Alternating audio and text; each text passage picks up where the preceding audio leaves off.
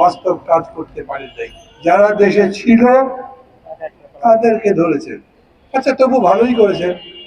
কিন্তু যারা পালিয়ে গেছে তাদের ব্যাপারে, যারা এখনো দেশের মধ্যে আছে, যারা মাঝে মাঝে দেশের মধ্যে থেকে দেশকে অস্থিতিশীল করবার চেষ্টা করছে, তাদের বিরুদ্ধে ব্যবস্থা নিতে পারছেন না।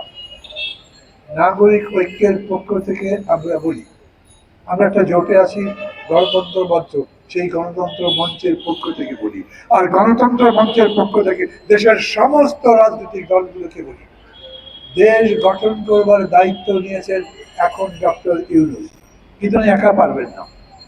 দেশ গঠন করবার দায়িত্ব রাজনৈতিক দলগুলোকে দিতে হবে।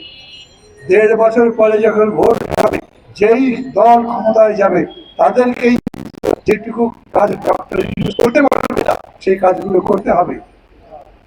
সেই দলগুলোই যদি অন্যান্য ধান্দায় লেগে যায় তাহলে তো ভালো কোনো কাজই হবে না। আমি সবার কাছে বলি আপনাদের মাধ্যমে, ভালো দেশ যদি করতে চান তাহলে ভালো সরকার লাগবে, ভালো সরকার যদি দেখতে চান তাহলে ভালো দল লাগবে। ভালো দল যারা জনগণের সমর্থন পেয়ে ভোট পেয়ে সরকার গঠন করতে পারবে, তারা দেশ বদলাতে পারবে। আর যেই দল আগে থাকতে দেশে পতাকা কর্মসূচি দিতে না পারবে, যে এই দলের উপরে আপনাদের ভরসা হবে না, এরা কথা ভালো বলছে কিন্তু ক্ষমতায় গেলে মানবে না, দেবেন না সেই দলকে ভোট। দল কি আর নাই? আমি জনগণকে বলবো, আজকের দিনে এই যে এখন যারা সরকার আছে এদেরকে সবাই আমরা ভালো জানি না, কিন্তু ভালো মানে খালি মিষ্টি মিষ্টি কথা বললেই তো ভালো হয় না, রাজনীতি করতে হয়, দেশটা চালাতে হবে।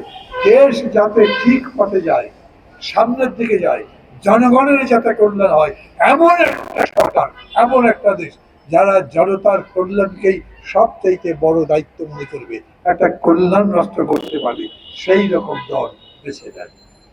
আর শেষ কথা বলি, যা যা সিদ্ধান্ত করেছে, ভ্যাট ট্যাক্স কার্ড বাতিল করা, টিসিবির ট্রাক সার্ভিস বন্ধ করা, এগুলো সম্পর্কে নতুন করে ভেবে সিদ্ধান্ত নেন। না হলে যদি মনে করেন আপনাদের ইচ্ছা মতো, IMF এর কথা মতো, ওয়ার্ল্ড ব্যাংকের পরামর্শ মতো দেশ চালাবেন, তাহলে জেনে রাখেন তার বিরুদ্ধে বাংলা আপামর দরিদ্র জনসাধারণ, সাধারণ মানুষ আন্দোলনে নামতে বাধ্য হবে। আজকের মতো কথা আমি এখানেই শেষ করছি। আমরা